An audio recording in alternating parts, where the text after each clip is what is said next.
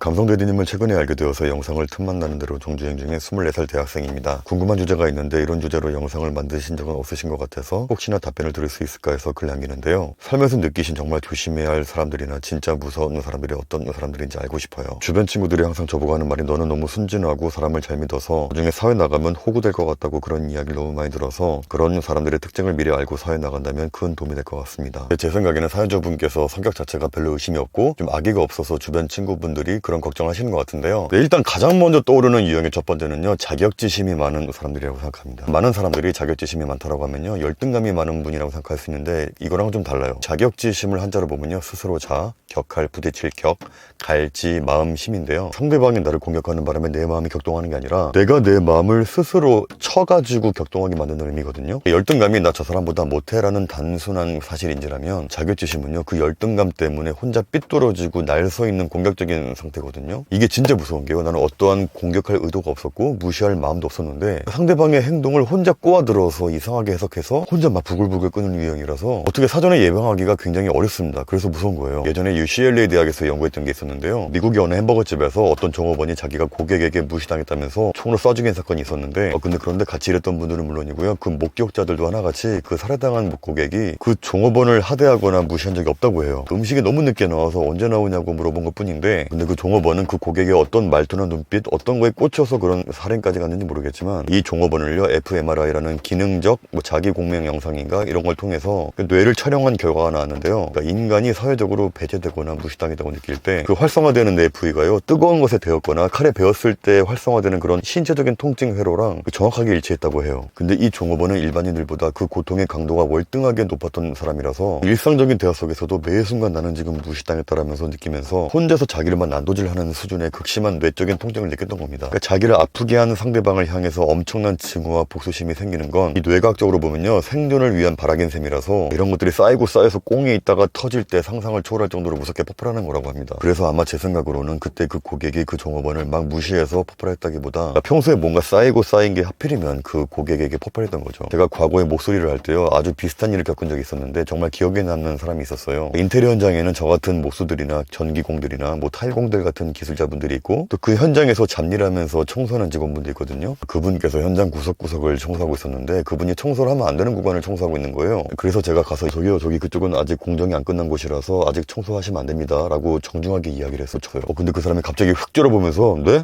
이러는 거야. 그래서 여기는 나중에 저희가 작업 마무리하고요, 나중에 직접 청소할 테니까요, 놔두시면 된다고요. 이렇게 말했는데 완전히 분노한 눈빛으로 부글부글 끓는 사람처럼 주먹을 부르르 주면서 막 째려보는데 순간적으로 이 사람 뭔가 좀 위험하다 그런 생각이 들어서 그냥 더 이상 말을 안 섞고 나왔거든요. 제가 만약에 껄렁껄렁하게 아저씨 거기 정리하지 마세요 라고 이야기했다든가 내가 반말조로 막 무례하게 말했다면 화가 난 게 이해가 가겠는데 저는 전혀 그런 거 없이 예의 있게 말했거든요. 저는 성격상 처음 본 분들에게 함부로 말하고 그런 걸 못해요. 그냥 뭔가 기분이 안 좋은 일이 있으신가 보다 그런가 보다 하면서 그냥 말았는데 근데 그 다음날에 그 청소하던 직원분이 전기하던 아저씨를 폭행하는 일이 발생한 거예요. 그래서 경찰서에서 그 직원이랑 폭행당한 분을 같이 모시고 경찰서에 갔는데 그때 다들 모여서 이야기를 했어요. 저 사람 왜 때린 거예요? 라고 물어보니까 근데 그냥 단지 전기 아저씨가 언제쯤 청소가 끝날 거 같냐고 물어봤는데 갑자기 막 주먹이 날라왔다는 거야. 그래서 저도 이야기를 했죠. 아니 저분 어제 제가 저 방 청소할 필요가 없다고 이야기하니까 나를 막 죽일 듯이 때려봤다. 그래서 어제부터 좀 이상했다 저 사람. 이렇게 이야기를 하니까 다른 분들도 똑같은 느낌을 받았다는 거예요. 자기도 그냥 아무 의미 없이 그냥 무슨 말 걸었는데 굉장히 기분 나쁜 표정으로 때려봤다는데 그러니까 제 생각에는 그 사람이 자격지심이 엄청 심각했던 분 같아요. 남들의 아무 의미 없는 평범한 말과 행동을 전부 나를 공격하고 무시하는 것으로 오해하는 질병 같은 상태라서 현장에서 일하는 내내 그것이 쌓여있다가 이것이 폭행으로 나왔겠죠. 그러면 이런 사람들을 사전에 어떻게 미리 알아보고 예방할 수 있을까? 근데 제가 그 폭행했던 그 인테리어 직원을 현장 첫날에 보고 가볍게 스몰 토킹 한 적이 있었어요. 전 원래 현장에 나가면요, 우리 팀이 아니어도요, 다른 공정 쪽 사람들하고도 다 웃으면서 인사하거든요. 그 문제 직원분하고도 웃으면서 인사했었어요. 근데 그때까지만 해도 그 사람은 전혀 아무런 문제가 없었는데 제가 어떤 포인트에서 좀 쎄함을 느꼈냐면요, 그분이 등산화를 신고 있었는데 되게 좋아 보이더라고요. 제가 좋아하는 색상의 디자인이라서 아저씨 등산화 되게 깔끔하고 예쁘네요. 어느 브랜드 거예요? 이렇게 물어봤어요. 왜냐면 제가 사고 싶었거든요. 근데 그러면 보통 분들은 이렇게 칭찬하고 질문하면은 아이고 감사합니다. 이 신발이요? 이거 내 팔 거예요? 이런 식으로 답하거든요. 근데 자격지심이 심한 분들은요, 이런 칭찬조차 칭찬으로 안 들리고 뭔가 매긴다는 느낌이 드나 봐. 와 등산화 되게 깔끔하고 예쁘네요. 어느 브랜드예요? 이렇게 물어봤는데 갑자기 얼굴이 싹 굳어지면서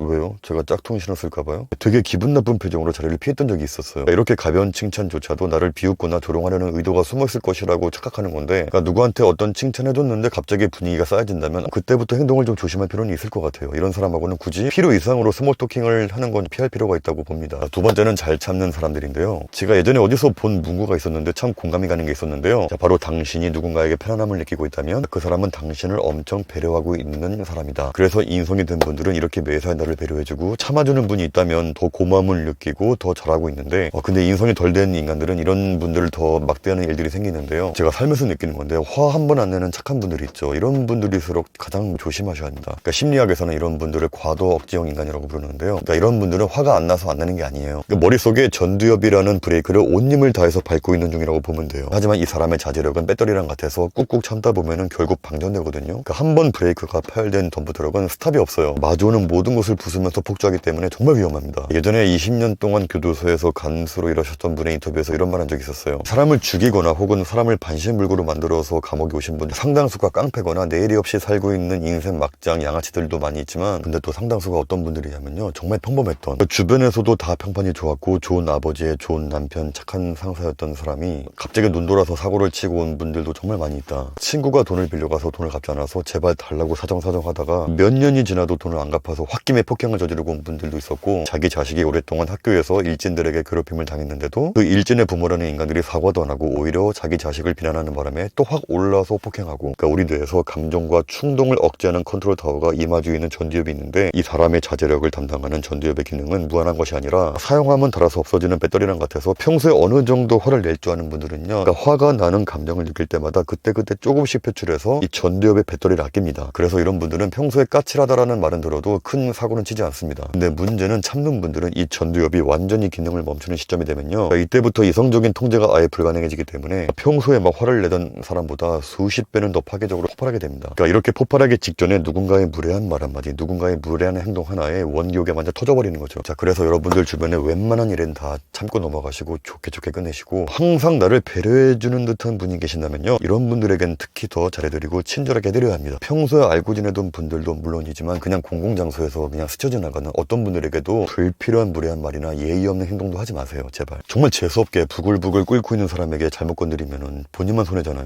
그러니까 이런 상황을 전문 용어로 임자 제대로 만났다라고 표현하는 거예요. 자, 세 번째는 바로 이간질 시키는 사람들인데요. 어느 집단이든 이간질과 분열시키는 인간들이 있는데 정말 위험한 존재들이라고 생각해요. 왜냐하면 대인관계에서 이간질의 주범은 지속적이기 때문에 그 조직을 붕괴시키는 악성 종양 같은 인간들이거든요. 심리학에서 인간성을 파괴하는 세 가지 악한 특성을 다크 트라이어드라고 부르는데요. 여기에는 나르시시즘, 사이코패스, 그리고 마키아벨리즘. 여기에서 이간질의 주범들은 전형적인 마키아벨리스트라고 합니다. 그러니까 이 유형의 사람들은요, 아까 말한 분들처럼 직접적인 위해를 가하거나 물리적인 폭력을 유도하진 않지만, 그러니까 나, 내 주변, 내 조직을 완전히 서서히 죽어가게 만드는 암세포 같은 존재라고 보면 돼요. 이놈들은 절대로 이간질을 한 번만 하지 않아요. 심리학적으로 이들은요, 남들을 싸우게 만들고 그 사이에서 이익을 챙길 때 짜릿한 도파민을 느끼도록 뇌가 구성되어 있대요. 이놈들이 다가올 때 쓰는 전형적인 멘트가 있습니다. 야, 이거 너만 알고 있어라. 야, 내가 너 진짜 생각해서 해주는 말인데, 야, 너 그거 알아? 제가 너 뒷담하고 다닌다? 그러니까 이간질러들이 조직, 직장일 수도 있고 모임일 수도 있고 친구들 사이일 수도 있고, 이런 조직을 붕괴시키는 방식은 아주 은밀하고 정밀한데 대놓고 이간질 안 해요. 그러니까 항상 걱정하는 척, 너를 생각하는 척 다가오는데 정말 조심해야 됩니다. 그러니까 예전에 친하게 지내던 모임이 있었어요. 친한 동생들, 정말 오랫동안 봐왔던 친한 형들, 정말 좋아했던 분들까지 자주 보던 모임이 있었는데, 어떤 암세포 같은 쥐새끼 한 마리가 이걸 다 망쳐놓은 적이 있었는데, 그러니까 저한테 와서는, 야, 형규야,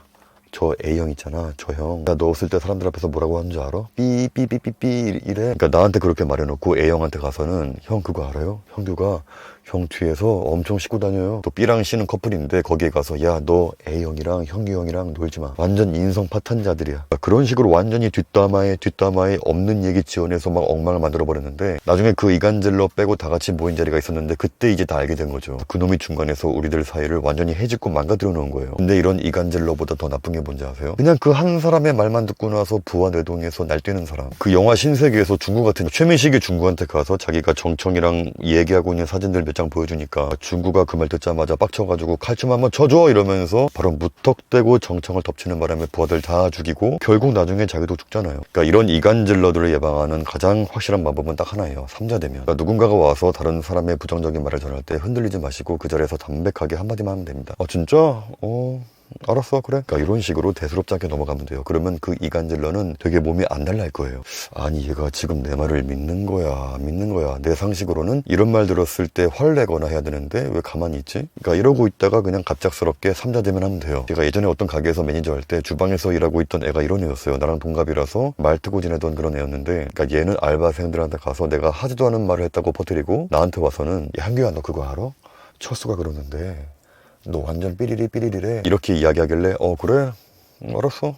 가서 일 봐. 이렇게 말을 해놓고 그 철수라는 알바생하고 일 끝나고 근처 고깃집에서 자리를 잡고 그 애한테 고기 먹자고 불렀어요. 그러니까 철수가 이 자리에 있단 말은 안 하고요. 그러니까 얘가 고깃집으로 들어오니까 완전 놀란 거죠. 내가 철수랑 둘이 있으니까. 저는 별 얘기도 안 했어요. 왔어 앉아. 회식이나 하자 하고 자리에 왔는데 얘가 완전 좌불안석이야. 저는 알바생한테는 이 친구가 무슨 이야기를 했는지 어떤 뒷담화 했는지 아예 말도 안 했어요. 근데 그 이간질러의 입장에선 정말 답답하고 미치는 게, 그러니까 자기가 뒷담화 했다고 일러바친 그 알바생이 어디까지 알고 있는 건지, 내가 어디까지 이야기를 한 건지 알 수가 없으니까. 그러니까 지금 고기를 먹으면서도 무슨 이야기를 해야 할지 어떻게 행동해야 할지 진짜 머리가 터졌을 것 같아. 그러니까 제가 단지 보여주고 싶었던 건 저랑 그 철수라는 알바생하고는 아무 문제가 없고 너가 어떤 구라를 까고 뒷담화를 까도 우린 아무 일도 안 생긴다. 전 그래서 철수랑 웃고 떠들면서 잘 지내는 모습을 일부러 보여준 거예요. 굳이 거기에다 대고 야 철수야 너 정말 다른 사람들 앞에서 내가 삐리리라고 뒷담화하고 다녔냐 얘가 그렇게 이야기하던데? 라고 말할 필요가 없는 거죠. 그리고 나서 그 친구는 다시는 그렇게 행동 안 하더라고요. 예고 없는 삼자대면 그게 가장 좋다고 생각합니다. 자, 마지막 네 번째는 제가 개인적으로 가장 무섭다라고 느끼는 부류거든요. 지금까지 이야기했던 자격지심이 심한 사람, 잘 참는 사람, 이간질러들은 사전에 어느 정도 파악이 되고 예방이 되는 게 있는데, 근데 지금 이야기하는 이런 부류는요, 알아차리는 것도 힘들고 사전 예방도 힘들어서 가장 무섭고 위험하다고 느낌 드는데 바로 태연하게 거짓말하는 인간들입니다.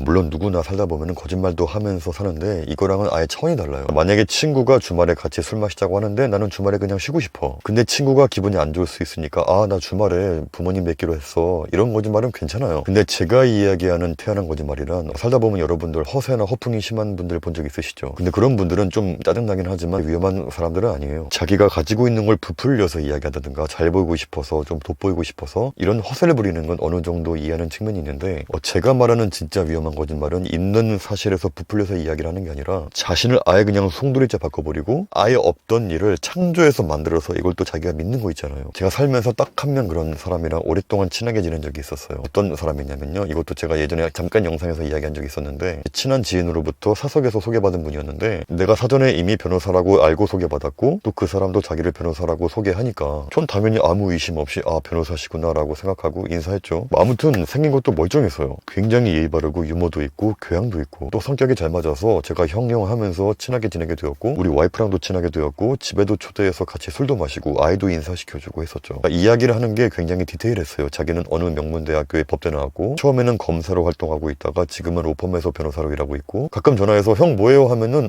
지금 인천 쪽에 재판이 있어서 인천이야. 나 재판 때문에 어디 현장이야. 아주 자연스럽게 태연하게 그런 말을 해. 그리고 내가 개인적으로 법적인 궁금증이 있으면 실제로 이럴 땐 어떻게 해야 되고 이렇게 해야 돼. 이런 이야기도 되게 잘했어요. 자, 사람 좋고 직업 좋고 성격 좋고 이러니까 저도 그렇고 와이프도 그렇고 같이 친하게 지내던 지인들도 그렇고, 그러니까 이 사람한테 여자를 많이 소개해줬어요. 그러니까 그런 식으로 한 6년 동안 친하게 지냈었는데, 그때 같이 친하게 지내던 지인 중에 한 명이 저한테 전화가 오더니, 그러니까 자기가 뭔가 이상해서 알아봤더니 그 형이 변호사가 아니라는 거야. 그러니까 딱 걸린 거지 이제. 그러니까 그 다음부터 아예 번호도 바꿔버리고 인스타그램 계정도 삭제해버리고 아예 자취를 감춰버렸어요. 그때 알고 지내던 지인들 다 모여서 난리가 난 적이 있었죠. 와, 진짜 사람이 그럴 수가 있냐. 제가 이 사람이 무서웠던 이유는 물리적인 어떤 무서움이 아니라 이 사람이 이렇게 태연하게 거짓말할 수가 있구나. 만약에 자기가 연봉이 1억인데 나 연봉 3억이다 뭐 그런 유형의 허풍적인 거짓말이 아니라 아예 자기 자신의 존재에 대한 모든 걸 송두리째 바꿔버려서 태연하게 거짓말을 한 거잖아요. 전 진짜 소름 돋게 무서웠었어요. 그러니까 그동안 같이 친하게 지내면서 술도 마시면서 했던 그 모든 그 디테일했던 모든 대화들이 전부 거짓말이라고 생각하니까, 또 그리고 무서웠던 건 전 제가 사람을 굉장히 잘 본다고 생각했거든요. 나는 사기꾼 같은 인간들은 귀신같이 알아본다. 이상한 사람은 진짜 잘 고를 수 있다. 이렇게 생각했던 게 있었는데 아닌 거잖아. 그러니까 정상적인 사람들은 보통 거짓말 할 때 죄책감을 느끼거나 들통날까봐 좀 불안한 게 있거든요. 뭐 눈동자가 흔들린다든가 손을 만진다든가 목소리가 떨린다든가 좀 그러한 특징들이 있는데, 이런 사람들은 아예 뇌구조가 다른 것 같아. 그러니까 이런 사람들은 법정에서 판사 앞에서도 정말 소름 돋을 정도로 침착하고 당당하게 거짓말할 것 같아요. 심지어 눈 마주치면서. 그러니까 리플리란 말이 있거든요. 그러니까 현실을 부정하고 자신이 만든 가상의 거짓말을 진짜 사실로 받아들이는 용어인데, 전 그 사람이 그런 증상이었을 것 같아요. 그러니까 가상의 완벽한 나, 변호사를 만들어내고 그 세계 안으로 완전히 숨어버려서 일체화가 되고 실제로 이걸 믿어버리는, 이런 경우는 저조차도 6년간 아예 전혀 의심도 못하고 조금이라도 이상했던 것을 알아차리지 못했기 때문에, 그러니까 사전에 어떻게 알아볼지 어떻게 예방을 해야 할지 제가 확실하게 다 못하겠지만, 제가 그 사람과의 일화에서 힌트를 얻을 수 있을 것 같아요. 뭐냐면 제가 미국에 있을 때 친하게 지내고 있던 유학생 동생이 있었는데, 이 동생이 미국에서 로스쿨 졸업하면서 국제 변호사 자격증을 따서 한국에서 근무하게 됐다는 거예요. 굉장히 큰 로펌 회사였는데, 와, 너 변호사 됐어? 축하해. 한국 오면 꼭 보자. 제가 이렇게 이야기를 했고 실제로 몇 개월 뒤에 서울로 이사 왔는데, 근데 제 딴에는 이 친구를 위한답시고 한국에 아직 아는 변호사가 없을 테니까 그 변호사 형을 소개시켜주면은 괜찮겠네라고 생각하고 제가 그 사람에게 전화했었죠. 형 땡땡땡이라는 로펌 알죠? 알아. 왜? 미국에서 친한 동생이 있는데 그 동생이 이번에 로펌 들어갔대. 거기로 언제 같이 한번 보자 형, 이렇게 이야기했는데, 그러면 일반적인 반응은 진짜? 그래, 언제 한번 같이 보자라고 하든가, 아니면 별로 만나고 싶은 마음이 없다 하더라도 굳이 안 본다라고는 안 할 거 아니에요. 근데 그때 그 사람의 반응이 약간 짜증나는 반응이 있잖아요. 뭐 땡땡땡 로펌? 야, 내가 뭐 한다고 만나? 야, 아니야 같은 계통끼리 만나서 좋을 거 없어. 그러니까 이런 식으로 확 신경질적으로 차단하는 느낌이잖아. 필요 이상으로 확 신경질적인 반응으로 안 본다고 하니까 그때는 이쪽 분들끼리는 잘 안 만나는 구나, 아니면 그 땡땡땡 로펌하고 뭐 안 좋은 기억이 있나? 뭐 그렇게 생각하고 말았죠. 근데 지금 와서 생각해보면 그 사람이 시겁했던 거야. 자기의 정체가 탄로날 수 있게 만들 수 있는 사람이 나타난 거니까. 그래서 이런 사람들은 이렇게 자신을 교차 검증할 수 있는 존재 자체를 필사적으로 피한다는 느낌이 있는 것 같더라고요. 그러니까 이런 인간들에게 속지 않으려면요, 딱 하나만 기억하면 될 것 같아요. 그 사람의 말이나 눈빛 말고 오직 객관적인 팩트와 눈에 보이는 증거, 구체적인 로펌의 이름을 듣긴 들었는데 귀담아 안 들었거든요. 그러니까 뭔가 이 사람이 사기꾼적인 느낌을 풍긴다든가, 말이 앞뒤가 안 맞는다든가, 뭔가 싸한 느낌이 있다면 한 번이라도 의심했겠지만 전혀 그런 걸 못 느낄 정도로 태연하게 자신을 포장했으니까 무서웠던 거죠. 자, 지금까지 제가 살면서 개인적으로 느꼈던 정말 위험하고 조심해야 할 무서운 사람들의 특징 4가지 이야기해봤는데요. 자, 자격지심이 심한 사람, 잘 찾는 사람, 이간질하는 사람, 태연하게 거짓말하는 사람. 감독님들은 사시면서 어떤 사람이 가장 위험하고 조심해야 할 사람이라고 생각하시나요? 자, 혹시 있으시다면 댓글 남겨주시면 감사하겠습니다.